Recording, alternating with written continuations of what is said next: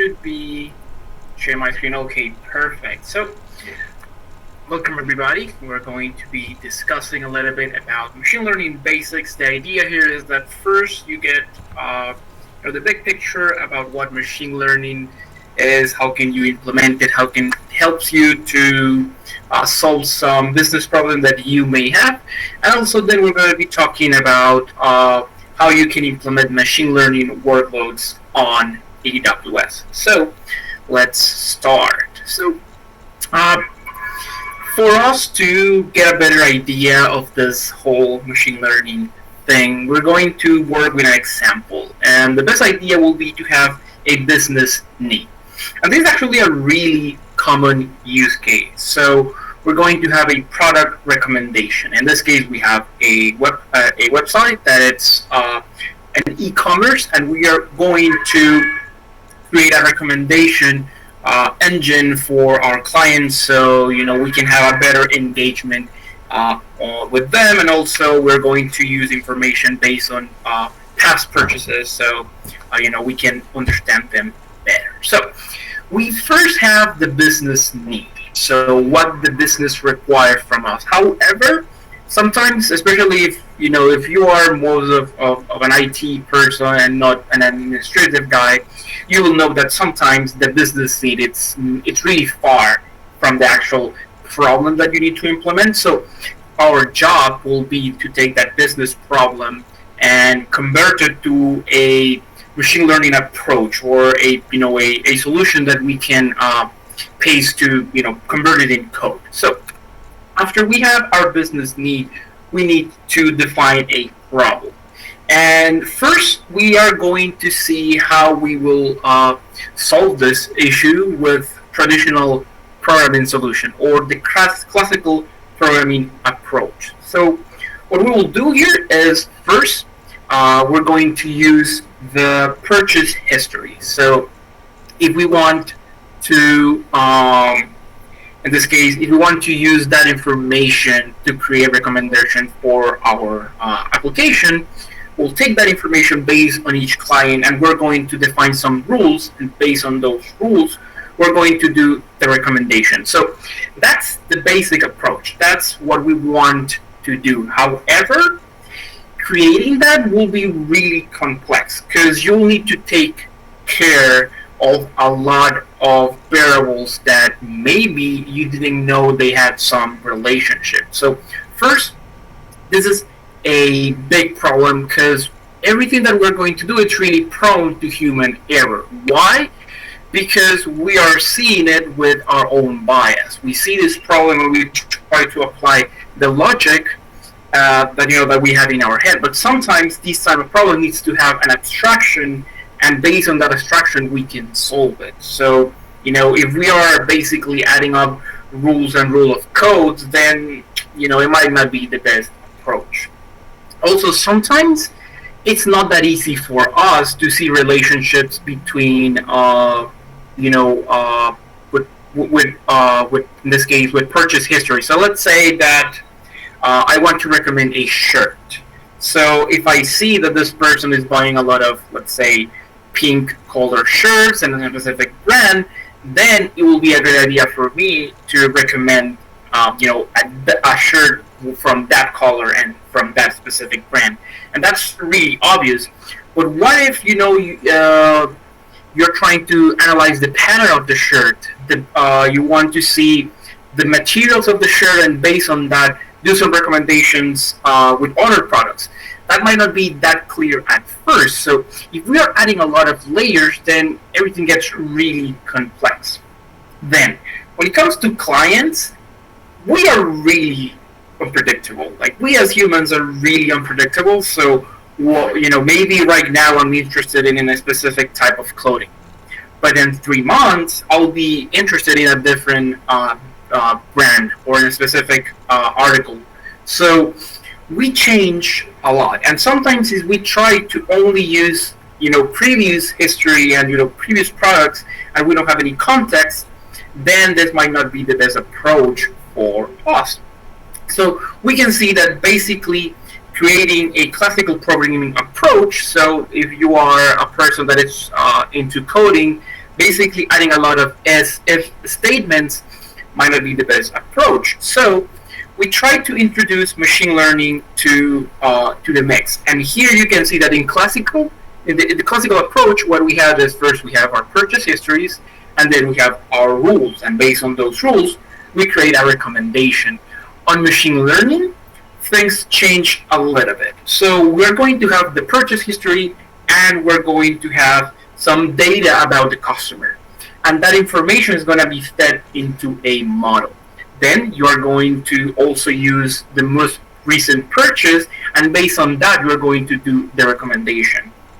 So what are we adding here that it's actually really interesting? We're adding the model, and we're adding the most recent purchase. First, the most recent purchase will help us know what is the latest trend for our clients. So, how they are going to, what are their likings at this moment. And then with the model, we have actually a mathematical representation of the client's need. So now with this approach, we can actually have a better outcome, and now we're not going to be basically programming and adding a bunch of code manually, and we're going to use our model to do that for us. So now we're going to see some characteristics of machine learning. First, we see that it uses the data itself to the rules. So as I mentioned previously, we are really complex, and sometimes the data that we need to work on, it's really complex, and getting relationships gets really complicated. So with machine learning, we use the model to extract those rules directly, and you don't need to program them. So that's the nice thing about the model. The model actually creates or extracts those relationships and allows you to understand your problem better. Also, it's really adapts to the complexities in many customer profiles. So you can take a basic model and tune it to your specific needs. So maybe you need a recommendation engine, and you can use a base model, but perhaps in this case we're using for a e-commerce application. Maybe if you are trying to use, let's say, a loan, let's say that you want to create a loan application to recommend to people, specific banks. In that case, you might need to have different information. So it's a boilerplate, and from there you begin to build on top of that model. Also, models are trained ahead of time. So the idea is that first you're going to have a basic model, you're going to feed it information, and you're going to see, the results of that model. After that, what you're going to do is you're going to see the responses, see if they work, and if they are, good enough for your workload, you're going to use it. And because the computation is already done for you, you only feed the information, and the prediction will get really fast. So you don't need to do the computation, from the ground up. So now that we have an idea of why we want to work with a model, now let's talk about what actually is a model. So a model, it's a trained algorithm. And you can use it to first identify patterns in our data. And the nice thing about a model, as I mentioned previously, is that you do not require any explicit rules directly. So basically you take a mathematical formula, and these algorithms are, there's a lot of open source algorithms that you can use. There are some proprietary. You can even develop your own if you are, if that's your expertise. You can even build your own one. But in most cases, there is already an algorithm that can help you, find a solution for your problem. So you take that algorithm and you fit it to your problem. So we have now the concept of a model. And like I mentioned previously, a model, it's a mathematical representation of our problem. And because it's a representation, in a mathematical representation, we need to understand its different components. And the components are called features and weights. And Stick with me. I know that sometimes if we see a really fancy mathematical formula, then we get a little bit scary, but don't worry, things are going to be simple for this introduction. Yes, when we dive into the machine learning world, we tend to tackle a lot of mathematics, specifically a lot of calculus. So, if you're interested in that, I really recommend you to, recheck those concepts as well. However, we're going, like I mentioned before, we're going to talk about features and weight. And you can see that here we have a basic formula here, and this is our function, this is our algorithm, and we have features and we have weights. And let's explore them one by one. So we define a features are important data that determine how accurate our outcome will be. So basically, it's important data in our in our model. So in this case, we say, is this a product a hat? So that's a feature. That is a characteristic that we are using to create our model. Why this is important? Because if we want to recommend hats, we need to know if the product that this person is buying, it's a hat. So that's basically some characteristic. What could be another feature? What color it is, what brand it is, the materials, many more. So you can get the idea what a feature looks like. Now, how do we make sure that this feature it's really important? So in this case, we mentioned color, we mentioned the type of product that it is, and we also mentioned the brand. So what if I want to make sure that in this case, the type of product is really important?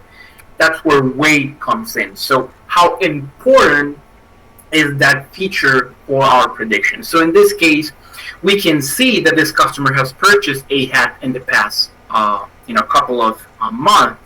So that means that this person is really into hats. So what we can do is we can put a weight, a really big weight in this case, to our feature to make sure that our prediction it's really biased with that feature in mind. So we're taking we're giving it a lot of importance. So the results are skewed through to this hat representation. Now, this is only the basic approach. So you can see this is just one feature here, and your object is going to be described in many more. So you can see here we have another feature. If this is from brand Y, it will say yes, but in this case we see that for this specific client, the brand it's not that important.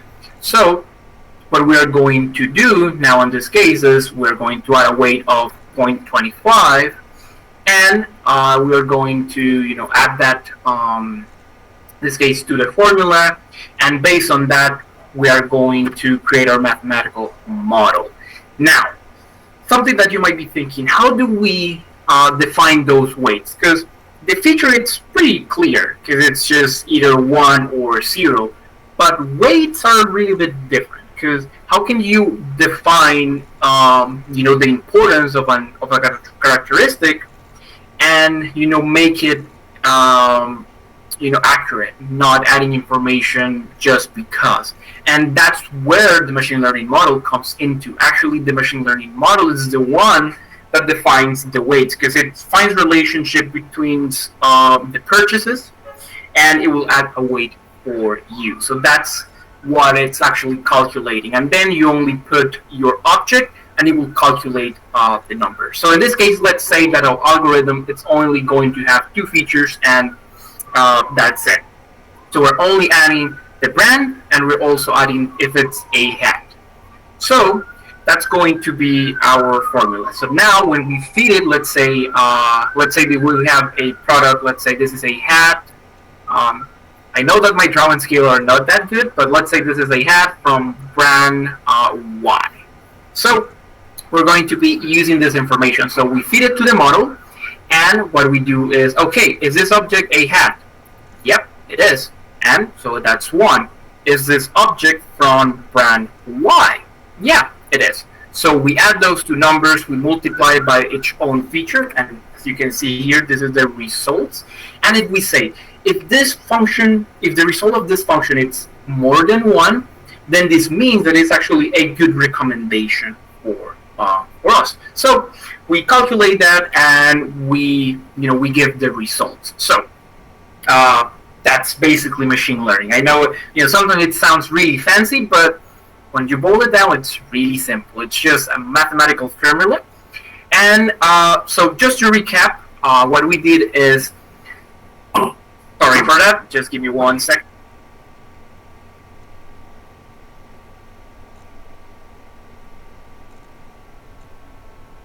Sorry, my door went a little bit crazy there. Okay, so as I was mentioning, just let's do a quick recap here. So what we call a machine learning model is this mathematical formula. This mathematical formula, it's already pre-computed, so we don't need to actually calculate this weight, because that's what we calculate in the model. That's what makes everything accurate. And we feed it, as you can see here, with our features. And these features are characteristics of our objects. So now that we know what a model looks like, at least the basic idea. However, are there any more type of algorithms out there? And as you can imagine, the answer is yes, they are. We have 3 basic type of models here. And first we have the supervised models. We also have the unsupervised and reinforcement.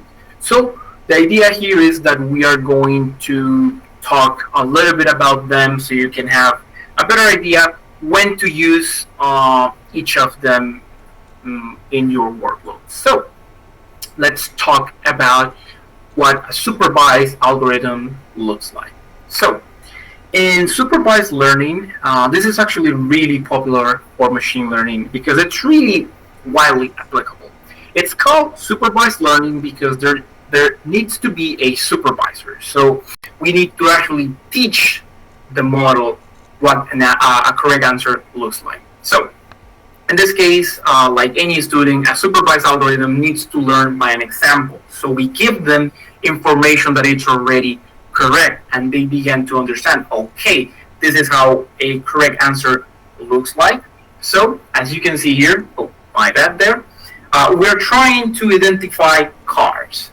So we need to teach the model what a car looks like. So the idea here is that we're going to feed it with pictures of cars that are already labeled. So in this case, we tell them, hey, this thing that it's inside this box, that's a car, looks more, and then we give it more examples, and then the model begins to understand, okay, so a car has 4 wheels, has have some windows, it has it looks pretty big, and it begins to find characteristics that maybe for you right now, as a human, I'm explaining a car looks that's pretty obvious when I mention it. So yeah, four wheels, 4 doors.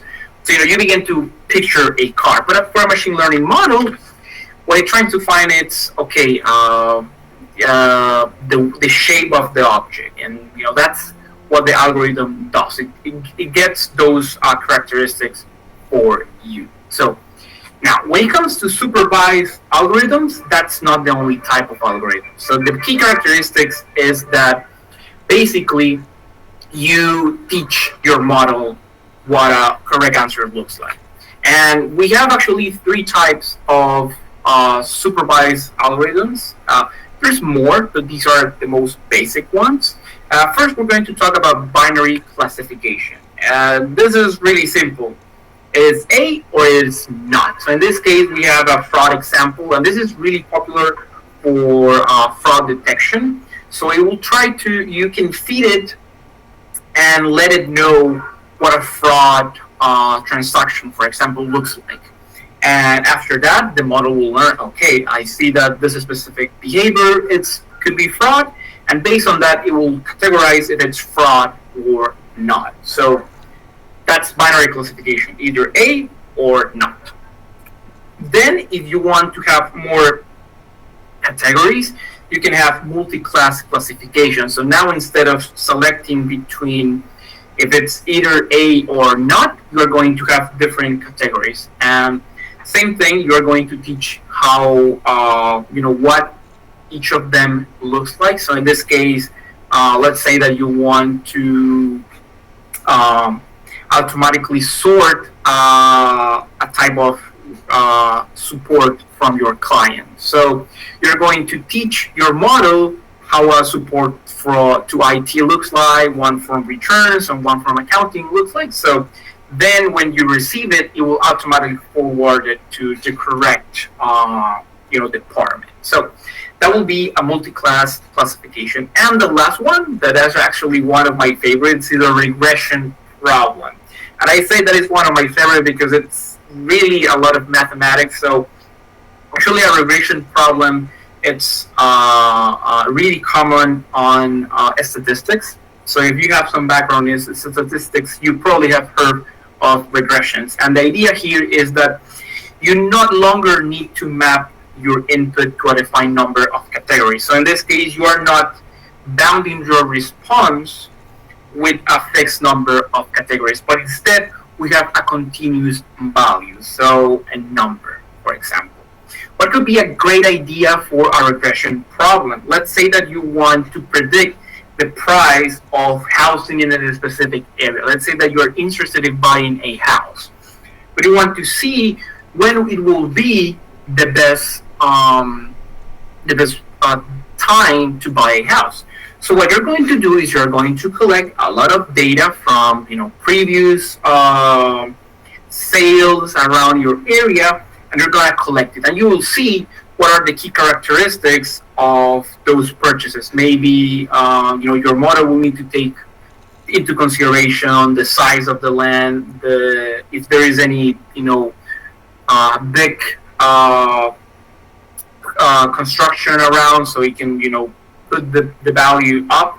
So it will take all of those consideration and it will create a model. So a lot of forecasting models, for example, stock trading, like I said, housing, most of them are regression problems. So, okay, the idea here in this case will be to, like I mentioned before, do the supervised learning with these three categories. So we have a better idea now of what a supervised algorithm looks like, right? Sweet. So now that we have that in our heads, we're going to talk about unsupervised learning. So the idea here is that first, with supervised learning, we know what a correct answer looks like. So we have already an example of a correct answer.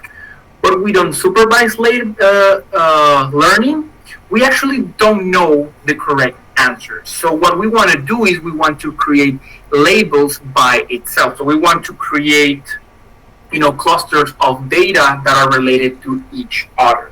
And actually a good example for this will be with medical research. So if you want to find, let's say, we're trying to find relationship between a virus X, let's call it, and you want to see how it affects humans. And you see that people with virus X develop this specific type of specific symptoms. But maybe there is one symptom that you don't know because it's a new virus, so you don't have enough information. But with machine learning, what you can do is you can gather all the information of your patients and see a specific cluster. And you will see that, let's say, this red area is in a specific blood pressure. Let's say that we are using blood pressure here. And we see that all our patients with this specific virus, we see that they are having this type of blood pressure. So you can see that this is a symptom from that virus. And the information gets created directly in the model. So you don't actually need to be the one creating. So for all of those requirements where you don't actually have the correct answer at first hand, an unsupervised model would be the best idea. So here we have another example for unsupervised learning. So what we're going to do in this case is we are going to have a speed camera. And that speed camera is going to be taking the speed of all the cars that are crossing that road. And you see that for most hours of the day, most of your vehicles are, in the safe zone, and you say that it's this much speed. So that's great. And you will see from time to time you'll have what we call outliers. So an outlier will basically mean, okay, this is people that are going fast. So you can see that this is, the threshold that we have. They are not going to the same speed. So maybe these are people that are exceeding that speed, and you can identify them that they are, part of the norm, because yes, they are, they are values that are outside your normal speed in this case, but this could happen. But then we have what we call true positive in this case. This is, these are people that are going way faster, and you can see in this case 250 miles. That's pretty fast. So it's really unlikely that these people are going that fast. So maybe there is something wrong with the camera in this case, because it's taking a lot of information that it's not correct. So you can find that with an unsupervised algorithm. So this is also really popular. So there you go. Okay, now we also have, in this case, reinforcement learning. And this is basically when you give a model the approach to trial and error. And let's see here an example. So what we do here is that instead of learning, or actually teaching your model how a correct answer looks like, we're going to let it know with a specific type of boundaries how to do the correct outcome. So in this case, we have a great example, which is AWS Deep Racer. This is a product that allows you to learn about machine learning without actually learning first how to code. You actually, it's a first-hand experience with machine learning. And here what we're trying to tell the model is to drive around this course, without going outside. So the first examples, they are going to fail, because, it's going to try to, in this case, go here, and we're going to have, in this case, we call it an incentive. And we actually give, an incentive to the machine, and actually that's actually a reward that it will use to follow the path. So if we go outside, we're going to reduce the incentive, and this is just like humans. So if you have a kid, you know that if you let them know that they are doing something wrong, they will know that that's not correct. But if it's something that you want them, to continue doing, for example, studying, after the end of the day, you can let them know, okay, if you study, we can go for ice cream later on. So that's our reward. So it happens the same here. So you actually give you give the model virtual reward. So, for saying this way, you give them your virtual ice cream, and they will learn that, okay, if they want that virtual ice cream, they need to follow this path. And if they go here, you are going to take the ice cream away from them. So, they want to maximize the best outcome possible. So you can see here, in this case, with reinforcement learning, what we do is, we are trying to maximize rewards. So the model is built to maximize the most rewards possible without getting too much penalties. So that will be reinforcement learning, and it could be helpful for automation. So as you can see here, if you want to have self-driving cars, a reinforcement method will be better, because that way you'll try to maximize as much rewards as possible. Okay, so we're almost at the middle of our discussion. I know that we have talked a lot about different machine learning approaches. So let's call it 10 minutes right now. I'm going to give you here 10 minutes. I'm gonna put it around here. Okay, so 10 minutes, and then we can continue.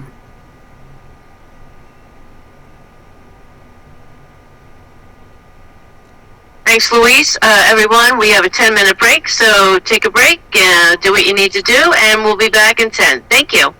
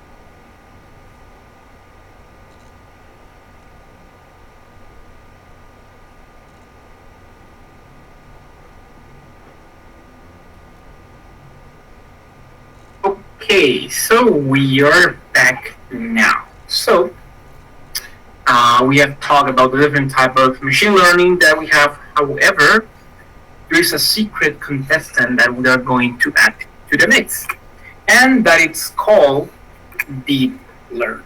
And probably you have heard this concept already. So when talking about machine learning, it's really hard to not talk about deep learning. However, this is something I'll say it's rather new to the discussion. So yeah, let's go ahead and start. So we're going to, like I mentioned before, mentioning about deep learning, and we are going to see first how they are related to these concepts of machine learning. So first, we have what we call artificial intelligence of AI. And basically, AI, it's the science that we implement for machine learning and deep learning. So AI, basically, it's just whenever we mimic intelligence with code. Then we go to machine learning, where we use past information to get relationship in the data and get better outcomes. And then we have deep learning, when the machine itself teaches itself to how to get the information, improve the algorithm by itself. So let's see here an example with chess.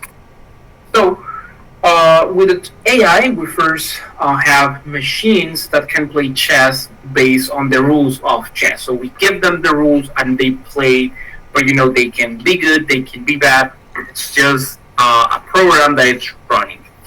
Then we have machine learning. And in machine learning, what we do is, okay, we have the rules, but what we're going to do is we're going to feed it with the best plays of chess, so they can actually know when to apply not now just movement, but actual strategies in game. So that will be machine learning. Then what happens if maybe we as humans are not as good at chess as we think? So what we are going to do now is we are going to give the model the rules. We're going to give them a model, and then the machine itself will try and learn directly from the model and improve it until it gets better and better and better. So that's in this case deep learning. So how does deep learning learn? So these models rely on what we call artificial neural networks. A neural network, it's a component of neurons, and these are mathematical functions that receive inputs and then sum them up to create an output.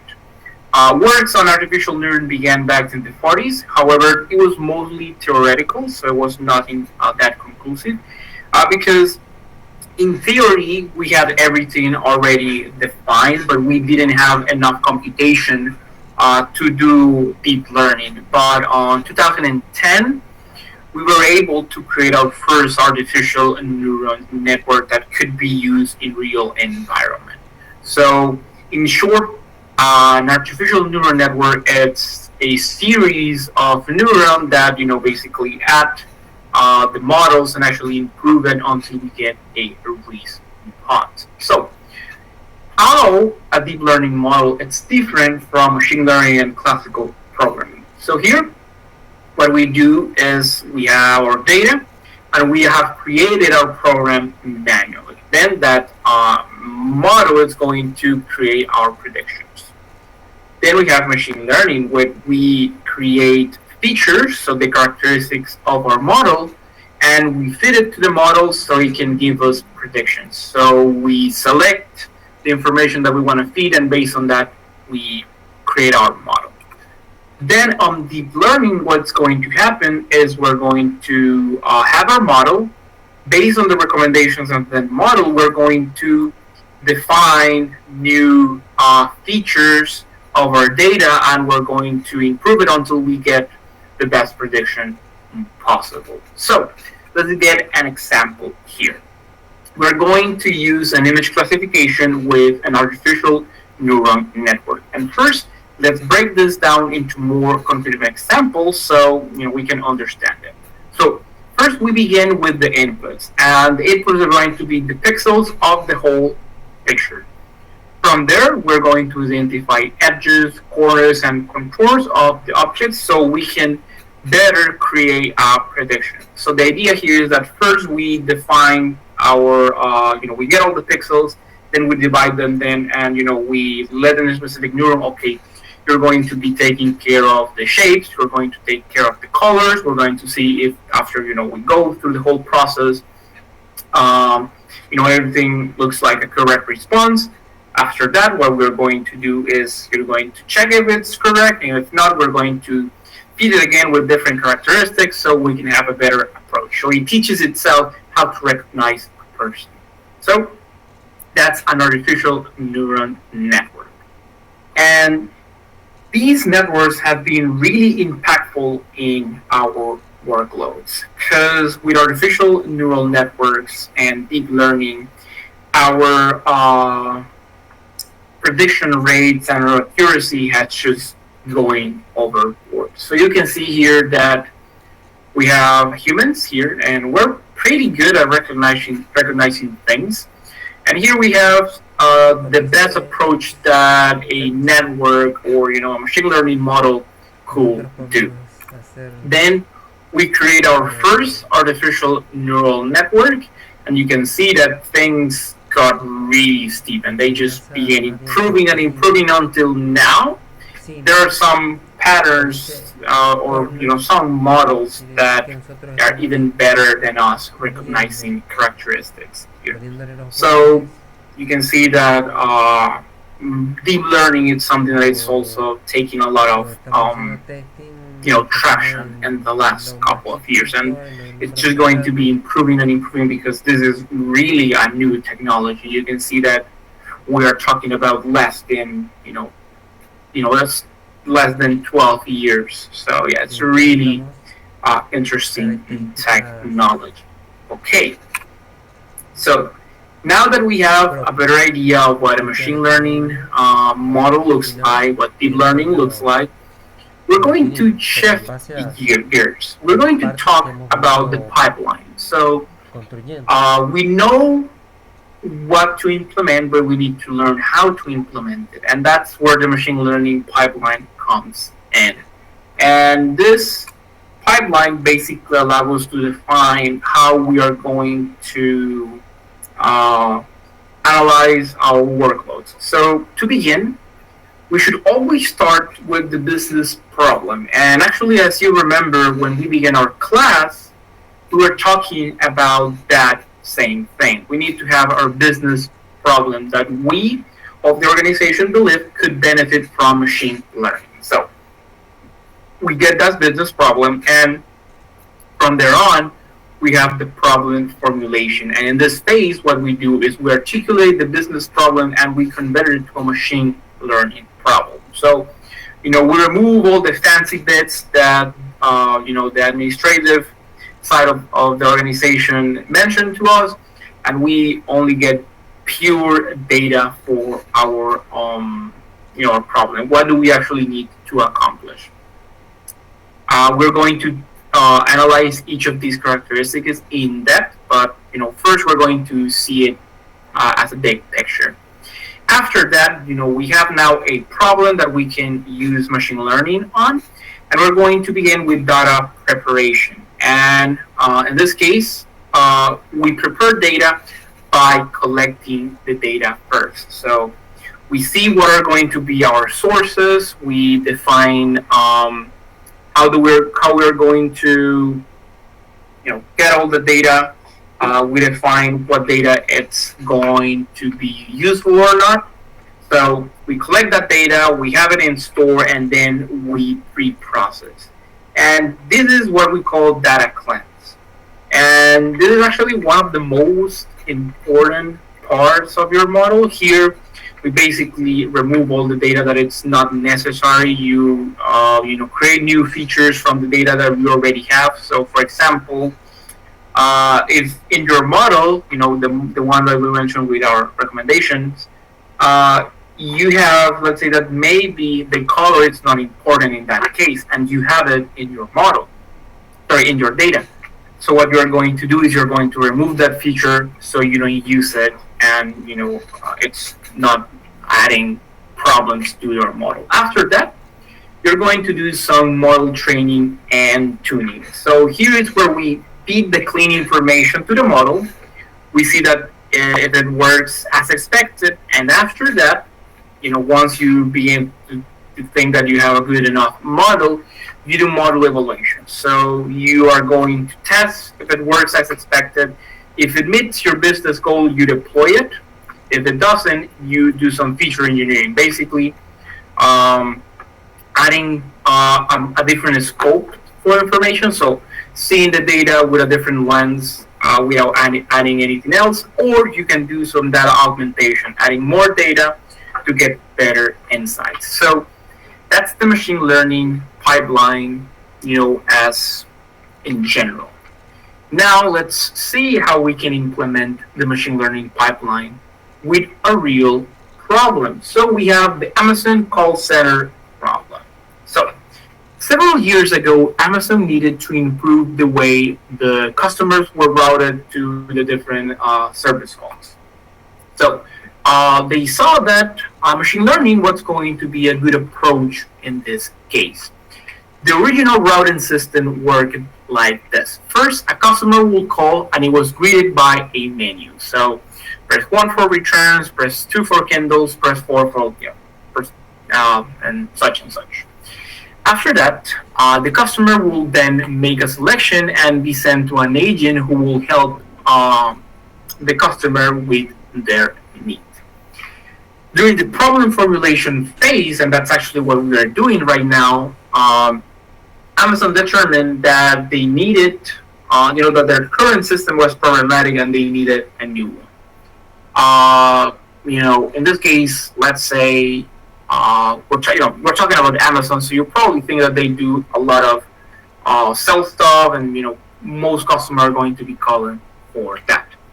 But in reality, there is a lot of reasons why a customer might be calling AWS. So we wanted to improve their experience calling the call center, and also sometimes the client didn't even know what the correct department was. And I bet you have been there. You call, a customer service representative, and the menu that they have, it's not, it's not complete enough. They don't have all the options that you might need.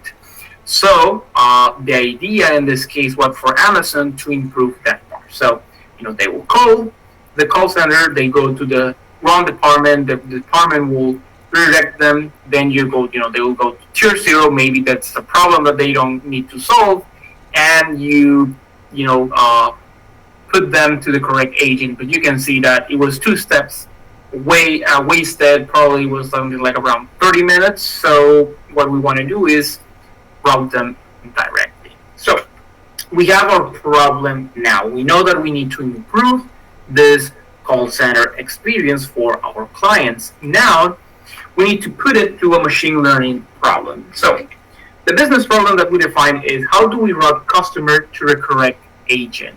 But the machine learning problem is we need to identify the patterns in our customer data that could help us predict where do they want to go. So the idea in this case is identify those key characteristics. So, okay, we got our business problem, we got problem formulation. Now let's see how do we collect that data in our model. So since we wanted to base our prediction on past data from our customer service call, we're dealing with supervised learning. We already have some calls on file. We know why they called. They were redirected to the correct call center. So we're going to use a supervised learning. We eventually will train our model on a bunch of historical customer data that included the correct label or the customer agent skill. That will enable the model to make its own prediction on other similar data moving forward. So, in this case, let's say that someone calls and they recently purchased a Kindle. So, probably they want to have some Kindle support. So, we're going to use our model to redirect them to, in this case, to the Kindle support team. So, the data that we need for this problem came from answering questions like this. Like, are these customers, purchase something recently? Did the customer own a Kindle or own a specific Amazon product? Are they Prime members? So with that we can reduce the scope of the options that we are going to have. So we get all that information. We know the data that we're going to be using. So after that, we're going to do what we call data processing and visualization. And in this case, with data processing, what we want to do is we're going to remove the data that we don't need, and also we're going to see how our data looks like to see if it's actually helpful or not. So at this point, data analysis has not been taken, or if so, it's been really light. So now what we're going to ask ourselves, that we have all the data we're collected, we're going to see if this information actually responds our business problem, if there's any label that it's not entirely accurate, if there's labels that are similar that could be combined. So based on that, we're going to transform the data, give it a different format, clean it, and at the end of the day, we're going to have the best data possible. So an example of this could be, instead of having multiple labels representing multiple Kindle skills, what we're going to do is we're going to combine them, because in actuality, all of these problems are going to be sent to the same team. So why do we have to have, a specific category for each of these problems? We sum it up and we forward it to the correct team with no problem. So, what we have done so far, we have defined our business problem, we create the problem on machine learning, we collect the data, and we clean the data.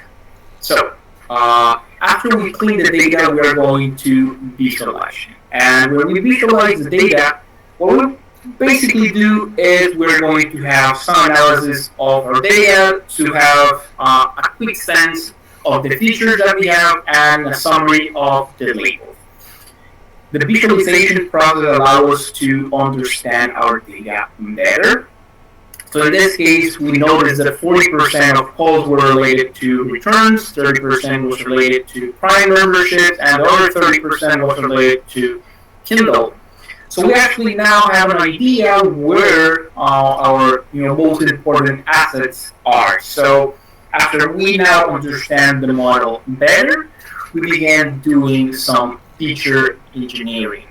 And in feature engineering, what we do is we're going to follow some questions such as, what was the customer most recent order? What was the time of the customer most recent order? And did the customer own a Kindle?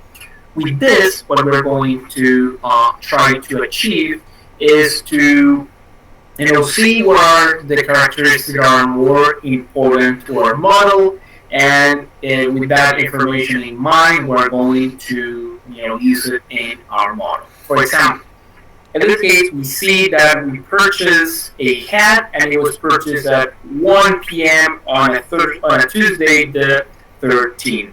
Unless we want to predict something really specific, or we're doing a time series, we might not need the time of purchase. So it might not be that important for our model, but it will be interested maybe if, let's say for example here, they might be wanting to return that hat because that was the most recent purchase here. So with feature engineering, we basically define what will be the most important here. In this case, we see that, okay, time is not important for us, so we are going to change it. We can delete it or change the format.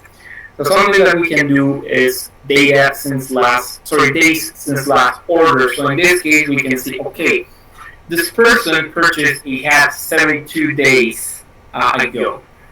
Is this person going to be calling us for that hat, 72 days after? It's not probable. So maybe they are talking about a Kindle then.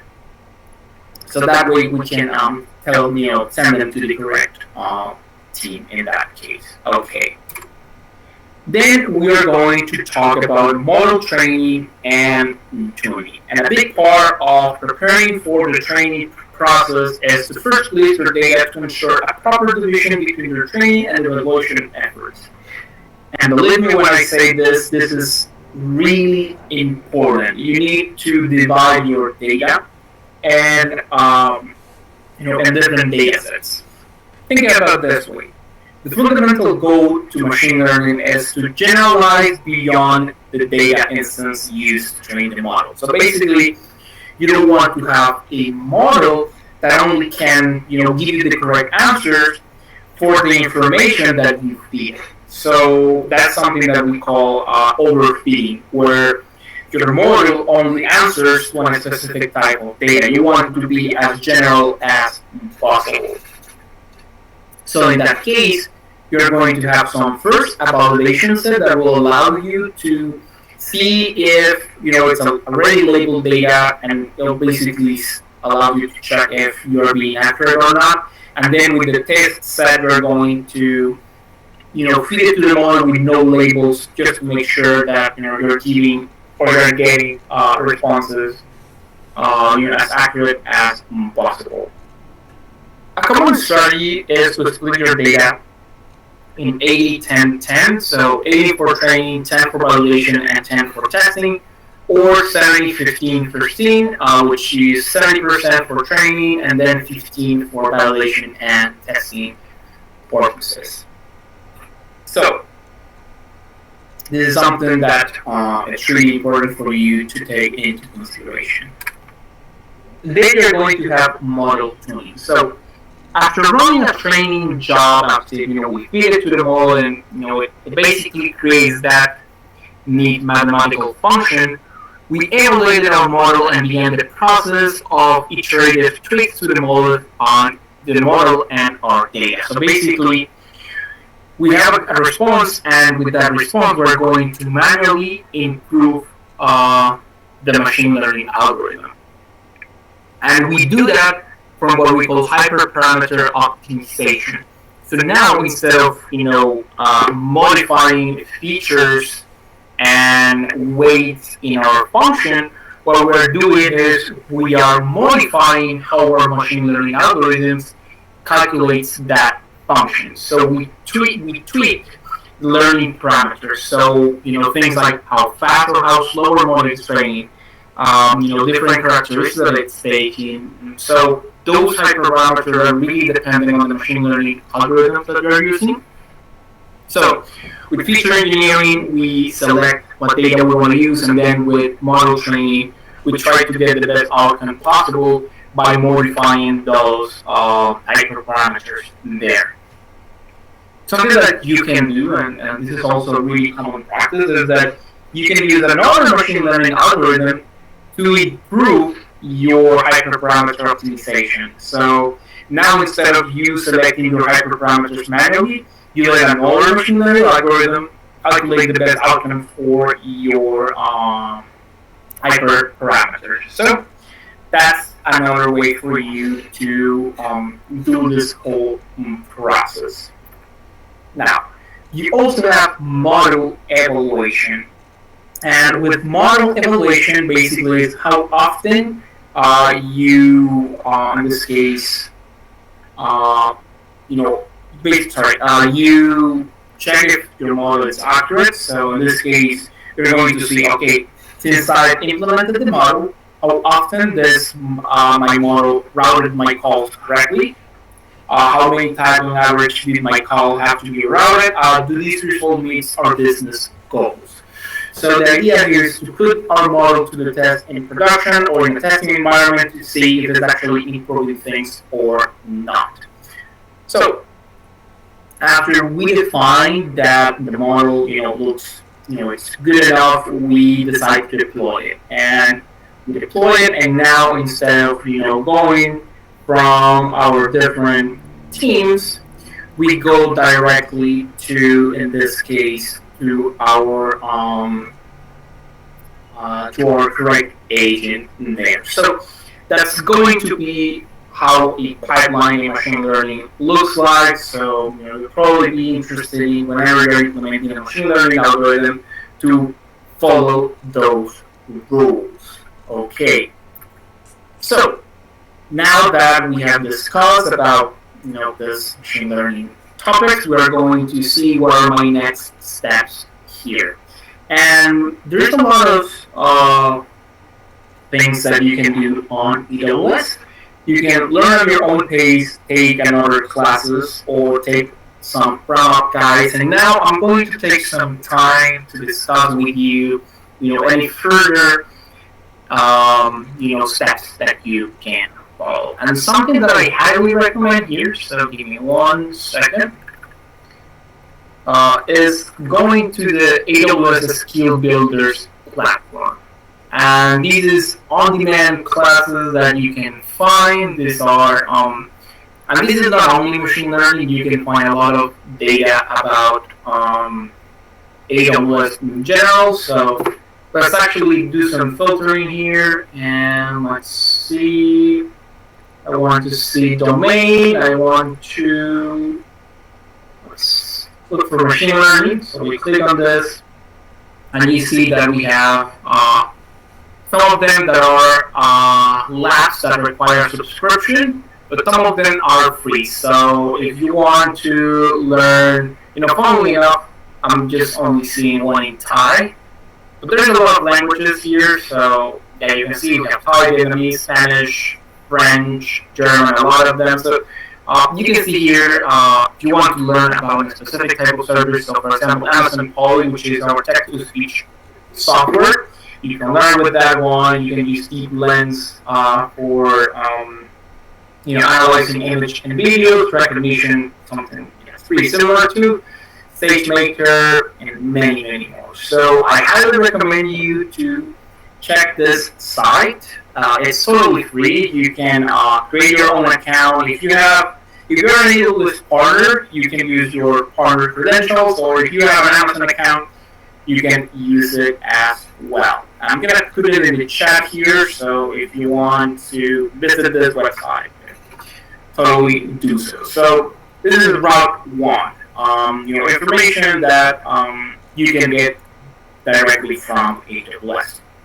Another option that you can have is learn from AWS experts. And you can take classes in machine learning. There's a lot of classes in machine learning. One of the most popular is the machine learning pipeline on AWS. And basically, this is a class that actually I teach. So maybe if you're interested in taking this class, maybe I can see you in the future. Who knows? In this class, you have 3 projects, and during the whole lab of the class, you are going to advance in those projects. So we have a fraud detection problem, you have a flights delays problem, and also you have a labeling problem. So you select which problem you want to work on, and you get hands-on experience in first the pipeline and how you implement it to an actual machine learning problem. That's not the only class though, so give me another moment, and I'm going to show you here on AWS training website what are the classes that you can take. So in this case, what you can do here in the AWS.training, you can see the different machine learning trainings that there are. And here, the idea will be to find classes, and I'm actually going to filter the language. I'm just going to want to see the ones in English. So you have MLOps, machine learning operations engineering on AWS. This is a 3-day class, and basically the idea here is how do you implement dev operations with machine learning pipelines. It's a pretty hands-on class. Then you have practical data science with Amazon SageMaker. This is another class that I highly recommend if you are a beginner. It basically allows you to get a sample of how to implement SageMaker, which is the machine learning service on AWS, with actual problems. So it's a really great introduction to the SageMaker software. Then you have the one that I mentioned, which is the machine learning pipeline. It's really long course. Actually, it's 4 days long. So highly recommend also to check that there. If you're interested in doing the certification, then I highly recommend that after you take one of these classes, specifically the machine learning pipeline, you take this one, the certified machine learning specialty, so you can definitely check data about that one. Then you have the deep learning on AWS, which is another class about deep learning. This is another class that is also really fun. You have hands-on experience with artificial neural networks. So, highly recommend that. And then you have classes such as the SageMaker, Deep Dive, which these are classes that are more complex and they try to be a more in-depth approach of your your workload. So that's one of the solutions that we have. And finally, we have wrap-up guides. So give me 1 second when I show this up. And these wrap-up guides are easy to follow, PDF that you can use for specific environments. So in this case, you can see here that we have for architecting, cloud essential, developer, DevOps, system operators, and many more. So if we go here to the machine learning one, this is basically a step-by-step guide for you to achieve your machine learning certification on AWS. You can see here that the last part of your process will be to take the machine learning exam, which is pretty hefty. As you can see, it's 3 hours. But with this guide, you'll be able to get a step-by-step guide in how to get experience with this technology. And you can see that you are not only learning about machine learning, but also about, on this case, you can see that we have classes about data lakes, because machine learning and big data are topics that are really related, so you cannot separate them. Specifically, if you want to learn machine learning, you need to know what big data is, because big data is going to be the steps where you recollect and clean your data. So you are probably really interested in learning about these technologies as well. So this is another option that you have. Of course, you can. If you're interested in the classes, in the classes by an instructor that I just mentioned, you can definitely contact the team at LearnQuest, and they can give you exact dates, or they can help you work along to get a possible date for your class. So we now know the next steps in your process of preparing for machine learning on AWS, and not only AWS. Maybe you're interested. Sorry, not only machine learning. Maybe you're interested in more machine learning technologies. So that's something that it's definitely up there. Okay, now this is going to be our conversation. So we learned a little bit about machine learning. We saw the whole pipeline. We also saw how it's going to be related to AWS. We saw the problems that we can find, and then we got the next steps. So if you have any questions, we can do a small question set. If you have any question about where to go next, I'll definitely help you here. I can see that actually we have a question here. If we can share the deck, sadly we cannot. So yeah, I'm not able to share with you directly with the slides. I don't know if you were asking about them. If you're asking about the slide, sadly I cannot share them. If you want the wrap-up guides about the machine learning process, I think I said it already. Just let me double check. already put it in the chat. Let me know if you can see it. Here is the one that says D1 AWS Statistics. Yeah, that one. Okay. However, though, we're going to have a recording of this session, so the team is going to be informing you about that next week. Yep, that's right, Luis. We will have a recording available sometime next week on our Learning Library, so check out our website. Put that information in the chat again so that you all can see where to access our website and the recording. Does anybody have any questions for Luis?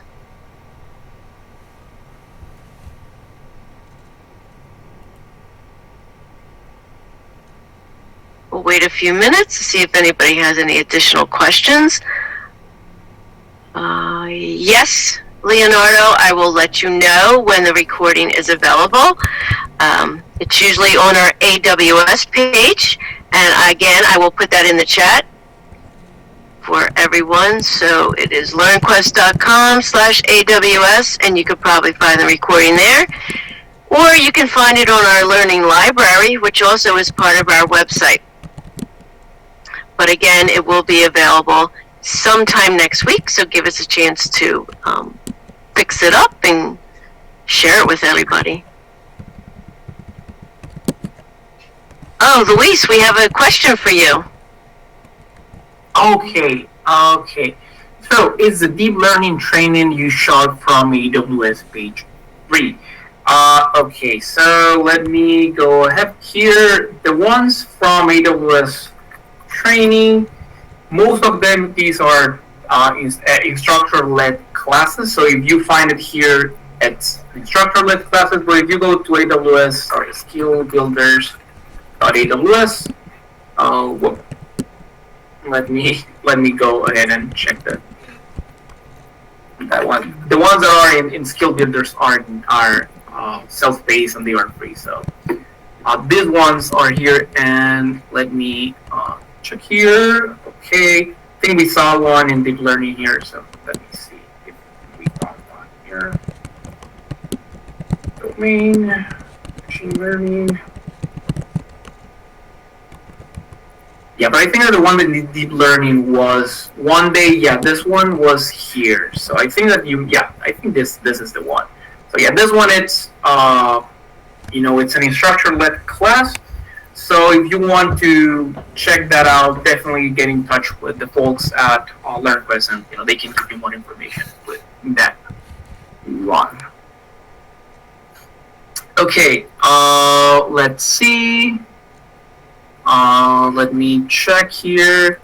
Okay, have you ever get the idea to apply machine learning steps in the educational process? Actually, that's a great question. I know that you asked it in Spanish, but for the sake of everybody getting the question of playing in English, personally, I haven't implemented machine learning with in education areas. I have some experience with that, not in actual improving education, but that's something that you can actually do.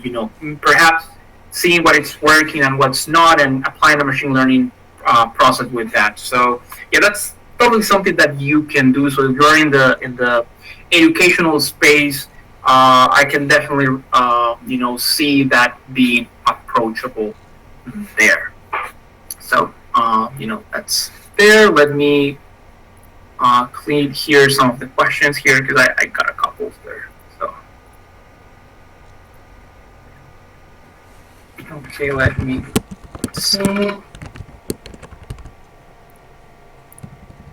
Okay, does AWS offer classes of GANs, which are Generative Adversarial Networks?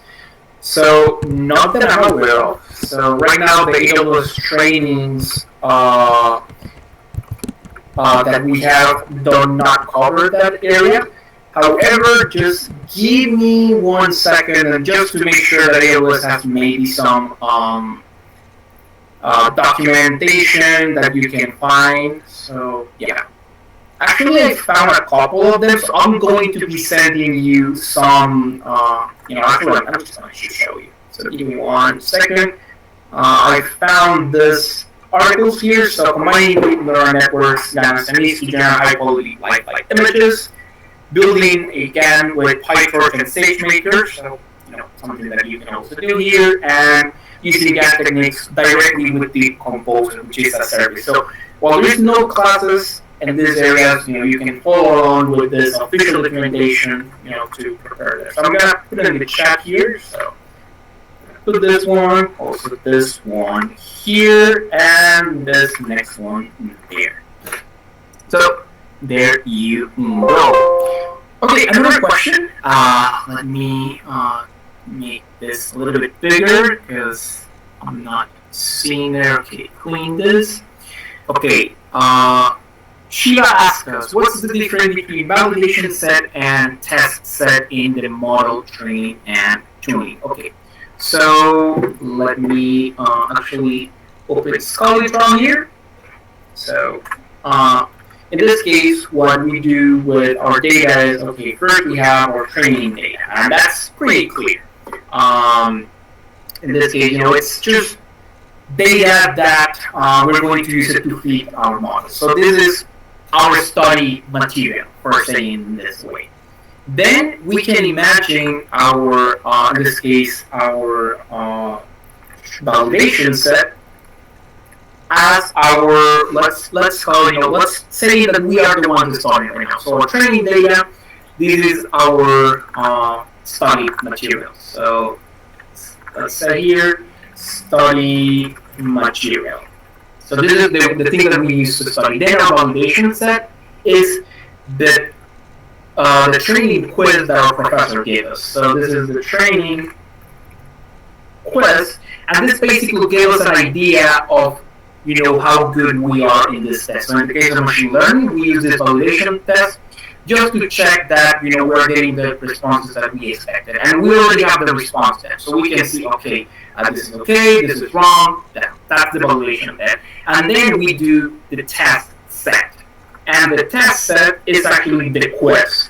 It's the actual quiz where we don't have the responses, and we check the data and we use that, and after that we see, okay, now that we cannot validate the data, we see with actual information if we are working as expected or not. So you can imagine that data in that area there. So yeah, that's the big difference. I like to think them like that because it's actually better for you to it helps you separate between your traditional training sets and then your actual information. So let me know if that actually gave you a better idea on how to separate them.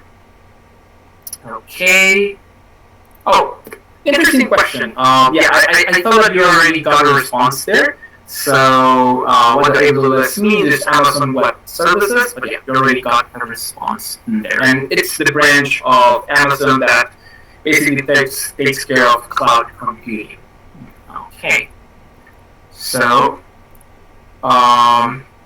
yep, I see that everything is good here. Do we encode variables before training, split, or after split?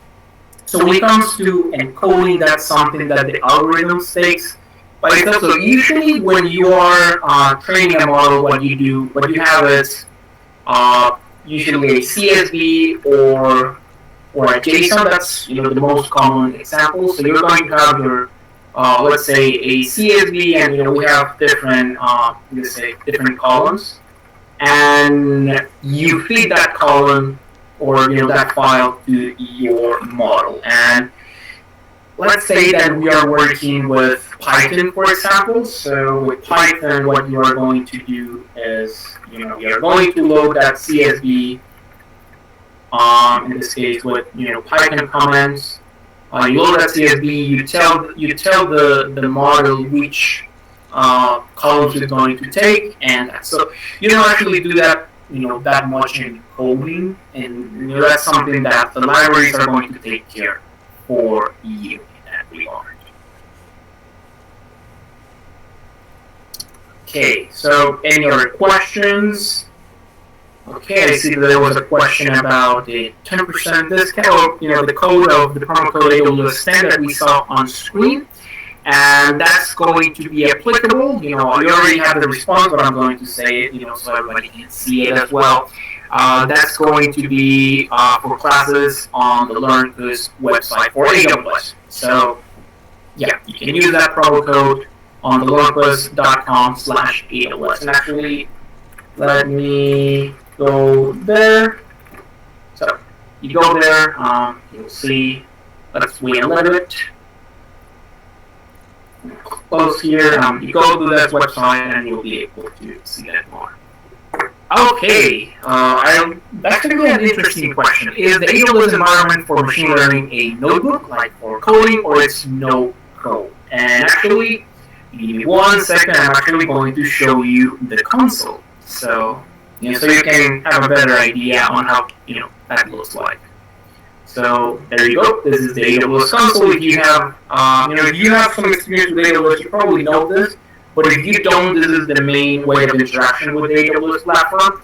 And we are going to go to SageMaker, which is the main service. So you can create your own virtual machine, and in that virtual machine, what you're going to do is install the, for example, now that you mentioned notebooks, you can install Jupyter, you can install Zeppelin, and you can begin working. But with SageMaker, you can have that already created for you. So if you don't want to worry about all the administration of those instances, you can use SageMaker. And if you go here to notebooks, you can see here that, well, I don't have notebooks created, but you can create your own environment. It's just as simple as just click on create notebook, define information. In this case, this is the size of the physical characteristic of the notebook.